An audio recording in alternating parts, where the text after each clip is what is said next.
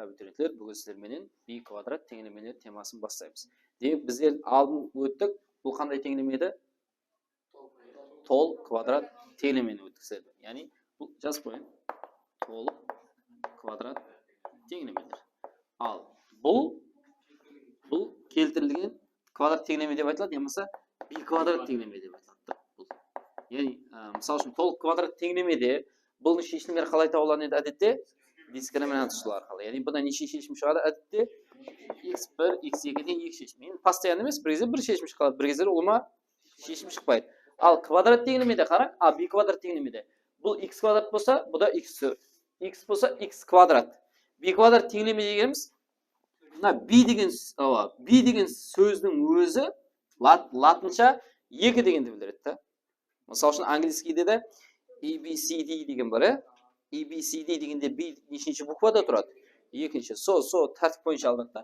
Яғни, мына толық квадрат теңдеменің екі есесі деп айтылады. Түсіндіңіз ба? Яғни, бұда әдетте x1, x2, x3, x4 деген неше шешім шығады екен? 4 түрлі шешім шығады екен. Ол постоянно емес. Bir кезде екі шешім шығып қалады, бір кезде ұлма шешім шығып. Әдетте b квадратта, толық квадратта екі шешім шығады болса, b квадратта неше шешім шығады деген сөз? 4 деген сөз. Мысалы үшін бұндай квадрат теңдемелер қалай сынайды білеміз, үйренеміз, қараймыз. x4 минус 7x квадрат плюс 12 b квадрат теңдеме берілді. Бұны істеуде әдетте x квадратты біздер белгілеп аламыз. Яғни x квадратты t деп белгілеп аламыз. Бір харппен белгілеп аламыз та, t демесеңіз басқа a деген, b деген. И оны мына x4 дегеніміздің өзі-өзіне болады, t-ның квадраты болады. Түсінбегенлерге айтамын. x квадраттың квадраты десем бола ма x4-ті? X квадрат мен не деп белгіледім? T дедім, квадрат сыртында бар. Минус x квадрат не деп белгіледік? Наның орнына қоямыз. Және 7-де жоғып кетпесін. 7t болады да, түсініңіз ба? Әз біреулер сол есапларды көп ал жасадылар. 7-нен аптысайтта құры t деп кете береді. Сан тұра береді. Кене плюс 12. И бұны дискриминант ұсылымен t1 тегін табамыз. Дискриминантқа салып отқан кезде x1 2 болып жүрмесін, t1 2 болады да. T арқылы берілген ғой. Так, тақ формула 7 плюс минус 49 алу. Енді жазамыз. Алу 48 бола ма? Бөлінген 2. 7 плюс минус 1 бөлінген 2. T1 неше шығады кен? Алып 2 бөлсем 3. T2 неше шығады қосып 2 бөлсем 4. Бұлар жауап емес. Бірлер жауап деп ұсыны ұрып кете береді. Бұл жауап емес. Бізде белгілеп алдық қой бағана. Соны сол жерге не қыламыз? Әкеп қоямыз міне. Демек x квадрат тең бірінші неше шықты? 3. Екіншісі x квадрат тең 4. Демек бұдан неше шығады? X тең плюс минус көрініш. Маладыз. Ал бұдан x тең плюс минус 2. Неше шешім шықты әзір? 4. Плюс минус 2. 2 шешім, плюс минус көрініш 2 шешім. Сомен общий 4 шешім. Түсіндік ма? Түсінбей алғанларға және бірері сақ. Мысал, 9x4 плюс 5x квадрат минус 4. Не оламыз дедік? X квадратты t деп аламыз. Яғни 9 не болады өзі? T квадрат плюс 5t минус 4 болмай ма? Демек, t1 деген табамыз. t1 t2 тең минус 5 плюс минус 25, 16 144, біз алып соз 13 шығады қолдас. Бөлінген 18 болады. t1-ің алып 2 бөлсем минус 18, минус 1 болады. t2-ім қосып 2 бөлсем неше болады? 18-ден 18. 8 18 бөлсем 4 бөлінген 9. 2 қысат жүрім. Бұларды не қыламан? Әкеп қояман. X квадрат тең минус 1, x квадрат тең 4 бөлінген 9. Қайсы x4 емес?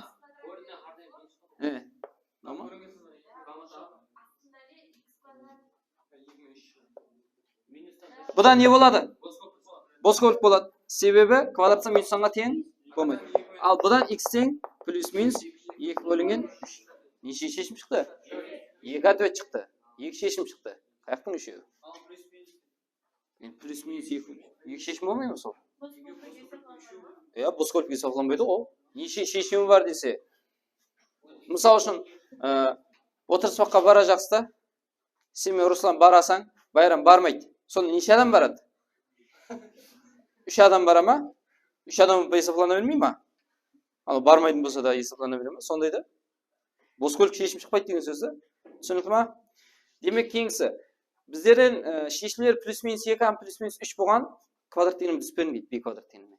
Мынаны не қылу керек деген сөз, әрқайсынан x1 x2-ін тауып, t1 t2'de belgilep alıp x1 x3 x4'lerini taup qaysinden ajrap çıkart деген söz da bu.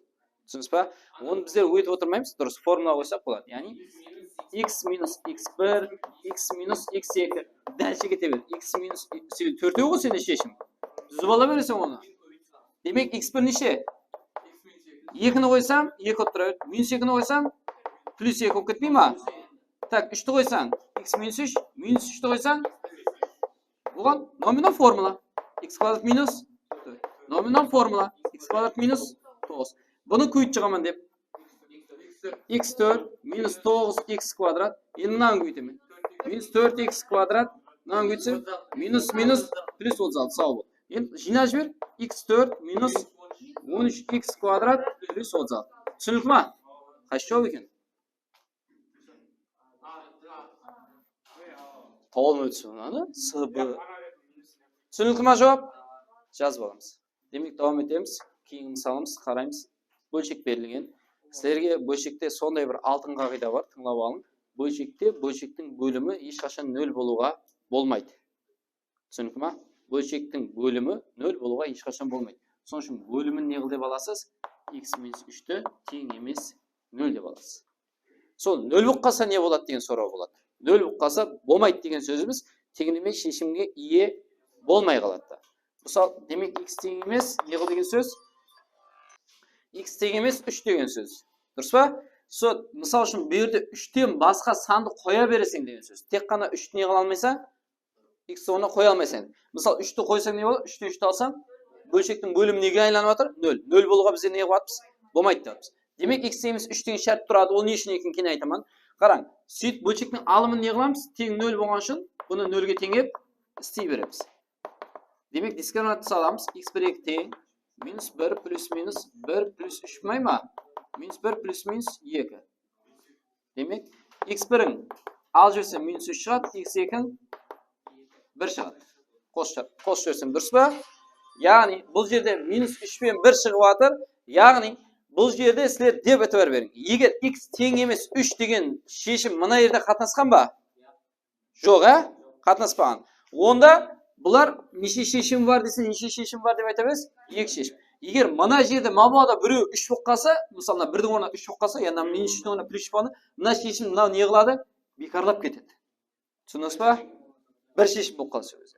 Мысалы қараңда, мына жерде сіздерде мен мынадай қылайын да, мына есапты өзгертейін онда қараң. Мына жерде минус қылайын да, сөзіне плюс болады. Сөзіне плюс болады. Сөзі 3 пенен минус 1 шығады. Неше шешім бар? 2 шешім бар дейсіз. 2 шешім ол қате болады. Сен мұна 3 не қылады? Отказ етеді. Сен айттық қой, 3 деген шешім мынау тең емес деп алдық. Сол жерде керек болады. 3-ті апарып қойсам, потому что бөлшектің бөлімі не болады? 0 болады. Соның үшін мына шешімді алуға болмайды. Қазіргі заманға жүдә керек. Сен теңдемені неше шешім бар демейді, шешімдерін қосынсын суммасын. Сол кезде сен мына бұлшықтарды қосып тастай бересің. Ол кезде ол не болады? Қате болады. Қосындысы десе де не бола береді? Сол минус 1 бола береді. Түсіндік ма? Әзір кейінгі істейтін сапамыз бәрі осыған байланысты. Мысал үшін, теңдеме берілді. Сол теңдеме берілгеннен шығармастан алдын біздер сол теңдеменің шартлерін істеп алуымыз шарт. Яғни мұғалім айтып еді, теңдеме берілсе бөлшектің бөлімі 0-ге тең емес. Бөлшектің бөлімі 0-ге тең емес деп жазып аламыз красный ручкамен. Ертеңде красный ручка береді тестке кірген кезде. Так, сонда x тең емес минус 2, x тең емес 3. Мұнан деп белгілеп қоясыз. Қара ручкада береді тест. Қара ручкамен деп белгілеп қоясыз. Яттан шығып кетпеу үшін да, түсінікті ма? Так, енді теңдемені шешеміз. Теңдеме қалай шешіледі? Ұлма бөлім береміз. Ұлма бөлім 2-ні көймес пе? Мынаған x минус 3-тен, мынаған x плюс 2-ден. Бұған не? Бұл ұмыт кетпең. 2-ні көймесі. x плюс 2 менен x минус 3. Теңдемеде бір жақсы жер, ұлма бөлім бергеннен не қыла береміз? Астын тасып кетеміз. Көбейт. 3x минус 9, 4x номен минус 4x, плюс 8 бұл мен минус 8. Тең 3 көбейту. Мұнан көйт жазаман. X квадрат минус 3x плюс 2x минус x болады. Сразу жинадым. Келем минус 6. Міне түсінбей қалғаннан майдап көйтіп аласыз өзіңіз. Демек мына жинап кет. Минус x жинап кет. Минус 17 тең көйт шық. 3x квадрат минус 3x минус 18. Бәрін міне қалып өтемін. 3x квадрат минус 3x минус 18 мына минус x плюс x болады. Минус 17 плюс 17. Тең 0 емес пе? Жинастыр. 3x квадрат. Аха. Минус 2x минус 1 емес пе? Тең 0. Бұдан дискриминант қыламыз. X бір 2 тең. Ярым формула 1 плюс минус. Құлас көрін 2 шығады бөлі 3. X бірін алып 2-ке бөлсең. Минус 1 бөлі 3 шығады. Қосып 2-ке бөлсем. 1 шықпай ма? Жауаплар шықты. Енді бағана қара ручкамен белгілеп қойған жерге барамыз. Отказ ететін жер бар ма? Жоқ. Онда қала береді сол. Неше шешім бар? Екеуім шешім. Қос десе қосылсаң, көбейт десе көбейтесің. Шешімдер қосылса, емесі шешімдерін көбеймесін тау десе. Түсінікті ма? Мынау қала бере ме десе қала береді. Постоянно бұндай случай бола бермейді. Түсінесіз ба? Және мынады айтып ма ойламаң? Теңдеме болса болды, бекарлай береді екенбіз ғой, мынады. Постоянно ондай шыға бермейді. Демек, мысал үшін түсінікті болса, кең мысал өтейік. Міне.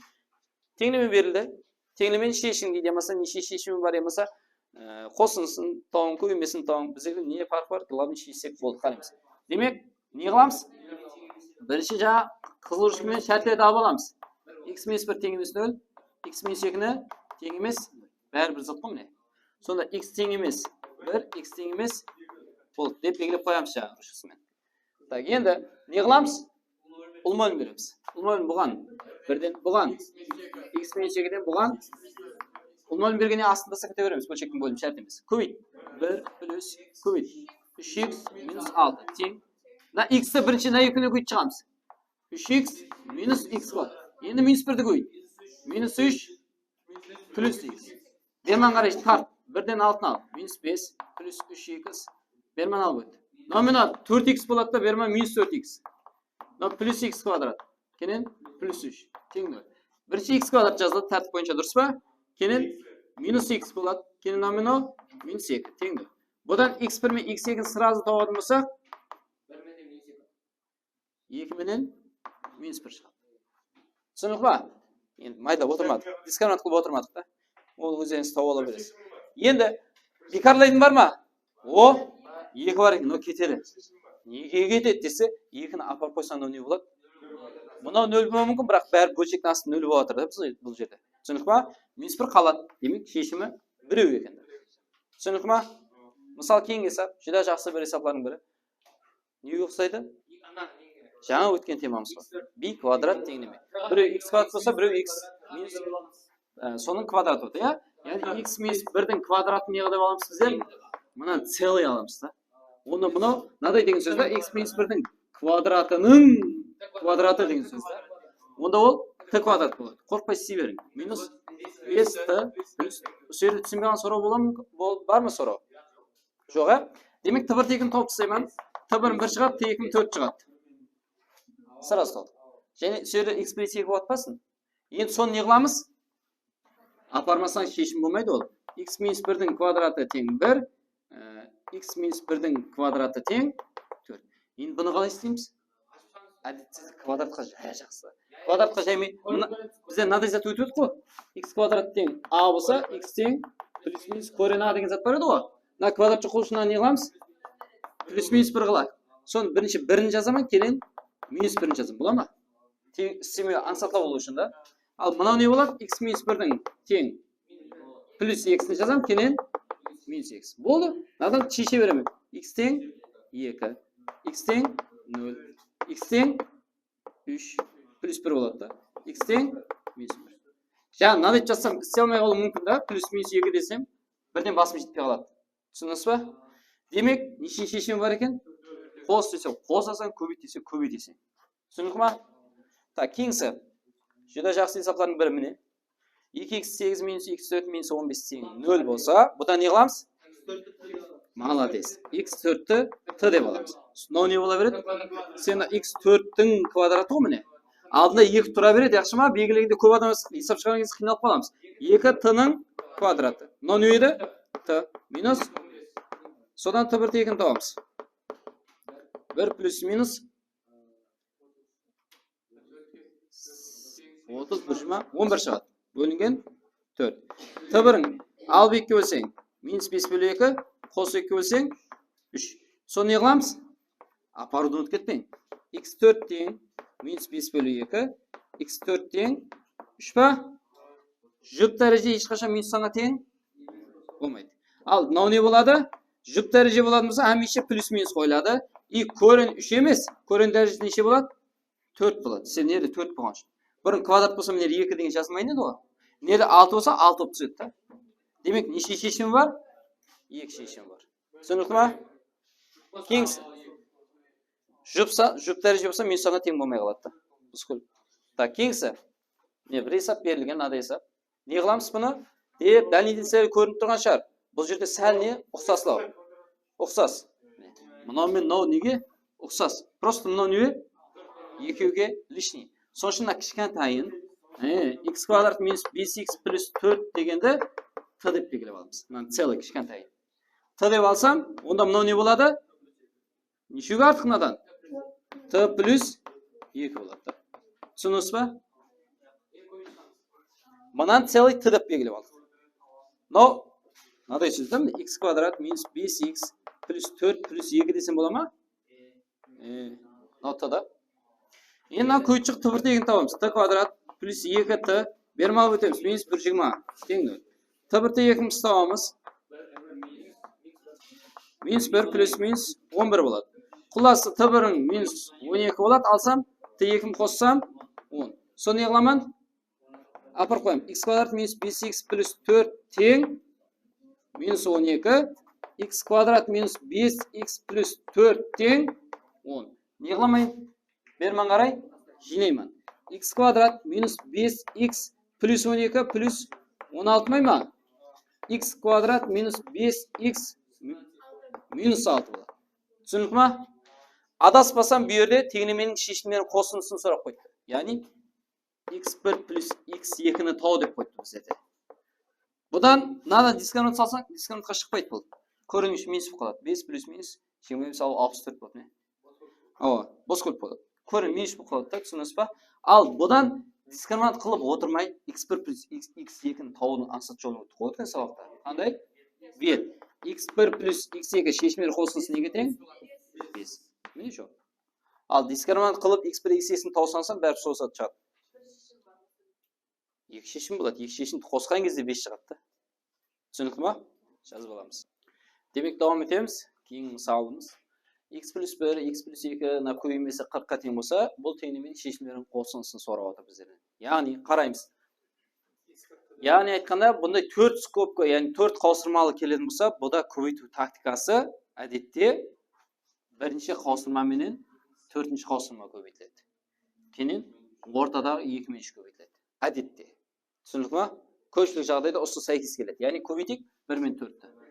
X квадрат плюс 5x плюс 1x-ің 6x деп кетсем бола ма? Кейін 1 мен 5 деп кетсем 5. Кейін x квадрат плюс 4x пен плюс 2x-ің 6x деп кетсем бола ма? Кейін плюс 8 тең 40. Енді таныс ба? Яғни x квадрат плюс 6x плюс 5-ті t деп белгілеп аламыз. Но t болса, кішкентай t деп алдық та, онда 0 t плюс 3 тең 40. Көбейтеміз. T квадрат плюс 3t минус 40 қылып өткізіп жібердім. Тең 0 дұрыс. T бір тегі неше шығады? Минус 8 бенен 5 шығады. Түсінікті ма? Дискриминантта. Енді соны не қыламын? Апарып қоймын. X квадрат плюс 6x плюс 5 тең неше? Минус 8. X квадрат плюс 6x плюс 5 тең неше? 5. Енді не қалып жина? X квадрат плюс 6x плюс 8 болса, плюс 13 малды. Тең 0. X квадрат плюс 6x болып қалады, тең 0 емес пе? Біздерде шешімдерін қосындысын сұрап отыр. Бұдан дискриминантқа салсаңыз шықпайды.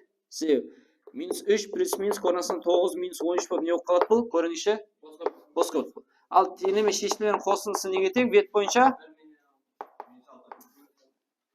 шығарып. X-ның алды коэффициенттің минусына тең емес пе? Түсінікті ма? Көймесі десе неше болады? Көймесі неде сан жоқ қой? 0 болады. Сан жоқ болса. Кеңісі. Теңдеме сан жоқ болса 0 болады да. X квадрат плюс 6x плюс 0 тең 0 ма? 0 емес пе енді? Кейін есап, мысал қараймыз. Берілген шешімнен көймесін сұрап отыр. Сразу көріп тұрды дәлелдесек. Қандай? x плюс 1 бөлінген x-ті тұрған жерін t дейміз. Мынау соның несі? T квадраты минус 2t минус 3 тең 0. Содан t1 тегін табамыз. T1-ің 3 тегін минус 1. Түсінікті ма? Сөйтіп соны не қыламыз? Апарамыз x плюс 1 бөлі x тең 3, x плюс 1 бөлі x тең минус 1. X-тан екі жаға ұлмөлін береміз. X квадрат плюс 1 тең 3x емес бе? Бермалы бол. X квадрат минус 3x плюс 1 тең 0. Бұлам сол. X-тан бер. X квадрат құласын плюс x плюс 1 болады. Бұдан дискриминант істесеңіз не қылмайды? Шықпайды. Бұдан шешімдердің көймесі ветпен істеп кет. X1 көйтек x2 неге тең? 1-ге тең. Түсінікті ма? Қайыр сұрау? Демек давам етеміз кейінгісі. Біздерде берілген есап шешімдердің көймесін сұрап отыр. Бұл жерде не қыламыз? X плюс 1 бөлі x-ті t деп белгілеп мынаны t квадрат қылсақ бола ма? Себебі квадрат болу үшін сыртында квадрат болу керек. Дұрыс па? Сол үшін мынаны мынаның жұмысын істеп аламыз. Қара, мына деп жазамын. X плюс 1 бөлінген x-тің сыртылай квадраты десем, біріншінің квадраты бар, екіншінің квадраты бар. Не жоқ? Екеуінің көймесі. Соны алып тастаймын. Минус 2 көйті x көйті 1 бөлі x-ті. Екеуінің көймесін алып тастадым мен. Ізін көшір. Минус 5 x плюс 1 бөлінген x минус 4. Тең 0 емес пе? Демек жазамыз. X плюс дұрыс. Сразу сықып кетейік. X плюс 1 бөлі x енді t деп белгілесек болады. Но не болады сонда? t квадрат минус. Мына x-лар сат жесем 2 минус 5t минус 4 емес пе? Жинастыр. t квадрат минус 5t минус 6 тең 0.